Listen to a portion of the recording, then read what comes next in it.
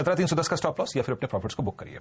और जहां तक बैंक निफ्टी का सवाल है, प्लीज स्क्रीन पे निफ्टी बैंक लिख आइएगा। निफ्टी बैंक को देखने की कोशिश करते हैं। आज जो मैं वर्स्ट लेवल बैंक निफ्टी पे सोच के आया था कि अगर मुझे मिला तो वो क्या होगा, मैंने ये कहा था कि 40,040 200 डे एक्सपोनेंशियल मूविंग एवरेज, वहां पे थोड़ा सा पुल बैक आ सकता है, लेकिन नहीं आया। और अगर 40,040 वॉलेट हुआ तो हमें नीचे मिलेगा 39,893 और 39,710। हर्षदा एग्जैक्टली वही लो है। मैं भी यही कहूंगा कि एक बार के लिए निफ्टी के शॉर्ट को अगर आपने किया था कवर कर लें, या फिर अगर आपके पास शॉर्ट ट्रेड है तो आइए देखते हैं कि रीजनेबल स्टॉप लॉस क्या होगा। आइए जरा कॉल राइटिंग और पुट राइटिंग के स्टेट्स देखते हैं।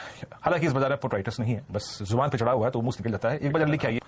हर्षदा आप देखिए, तक quantum of call writing at 17,300, 50 lakh call बिकी है, 17,400, 67 लाख कॉल बिकी है, 17,500, 40 लाख। इनफैक्ट 17,400 पे आउटस्टैंडिंग वाई अब 1.21 सीआर से ओवर जा चुका है। That's huge. मैं ये कहूंगा, अगर आपका ट्रेड ग्रिप में है शॉर्ट, अगर आपने सुबह की कमेंट्री एग्जैक्टली देखिए पे ट्रेड किया है, तो याद रखिएगा एक स्टॉप लॉस या तो प्रॉफिट बुक कर लीजिए, उसमें कोई राय नहीं है। अगर एक अच्छा स्विंग मिल चुका है, या फिर करीब 17,310 के स्टॉप आपने शॉर्ट लिया था। और मैंने 2 पॉइंट मेंशन किए थे। 2 लेवल्स हैं जो कि एक पुल बैक जनरेट कर सकते हैं, और वो है 17,255, वो भी वॉलेट हो गया। वो क्या है? वो हमारा लास्ट मंथ का लो था, वो भी वॉलेट हो गया। या फिर 17,144, यानी पेंडिंग स्क्रीन पे क्या बचा है? 17,144। आइए अब देखते हैं डेटा। डायरेक्टर साहब, इस वीकली कॉन्ट्रैक्ट का डेटा लेके आइए। कॉल राइटर्स और पुट राइटर्स क्या कर रहे हैं? देखिए, हमारे पास अगर मैं बेयर हूं और मैंने शॉर्ट लिया है सुबह, तो मेरे ग्रिप में इस बात की आई थिंक एक कंफर्ट है कि उधर बैंक निफ्टी भी 200 डे के नीचे ट्रेड, निफ्टी बैंक की माफिया 40,000, 27 लाख, 40,200, 15,41, 40,500 आप देखें 28, और नीचे पुट राइटर्स के पास कोई कन्विक्शन नहीं है। लेकिन स्टिल याद रखिएगा, 39,500 की पुट करीब 26,65,000 का आउटस्टैंडिंग होल्ड करती है। If you are short, cover. और अगर आप ओपन रखना चाहते हैं अपने ट्रेड्स को, तो याद रखिएगा एक रीजनेबल जो स्टॉप लॉस होगा निफ्टी बैंक पर, अगर कोई बैठेगा तो वह है करीब 39,850 का या फिर 860 का। अदरवाइज मैं होता ना हर्षदा, अगर मैंने शॉर्ट ट्रेड पे काम किया होता तो मैं एक बार के लिए इतने हैंडसम शॉर्ट ट्रेड के बाद प्रॉफिट बुक कर लेता।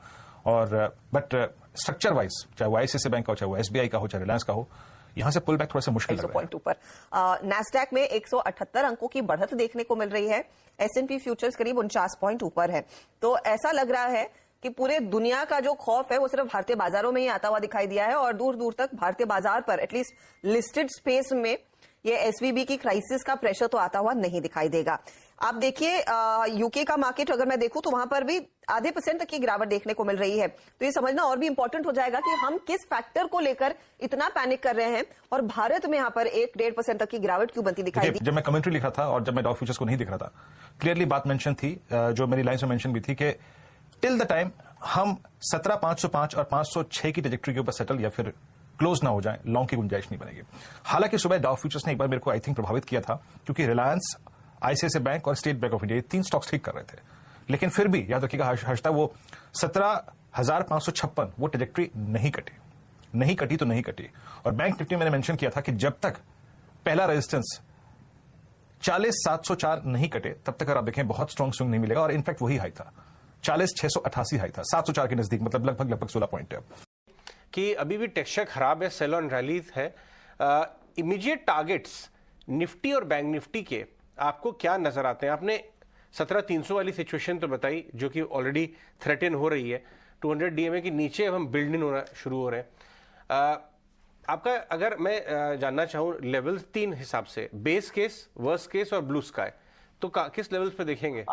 देखिए, बॉटम फॉर्मेशन से तो हम दूर हैं। आई थिंक मार्केट स्ट्रक्चर और मार्केट सेटअप अभी भी काफी वीक है।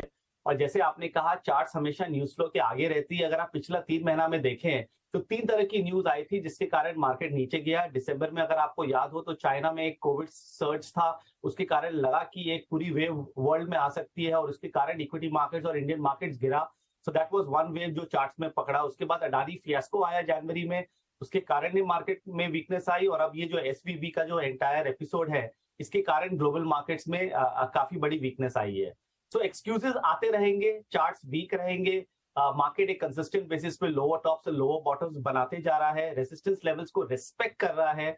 हर बार मार्केट में एक रैली आती है तो एक होप होता है कि चलो बॉटम हो गया, चलो अब मार्केट रिवर्स कर जाएगा, but that hope is mindless. और मैं हमेशा कहता हूं कि हर एक डाउन ट्रेंड का जो इंग्रेडिएंट है वो फियर नहीं होता, वो होप होता है, क्योंकि वो एक होप ही है जो मार्केट पार्टिसिपेंट्स को बार बार ट्रैप करता है। सो अभी भी टेक्सचर काफी वीक है। 17,300 और 17,800 का एक रेंज है जिसमें हम पिछले 10-12 दिनों से टाइम स्पेंड कर रहे हैं और मुझे लगता है कि वेरी सून 17,300 ब्रेक हो जाएगा और अगर वो ब्रेक होता है तो अनदर 300 से 500 पॉइंट की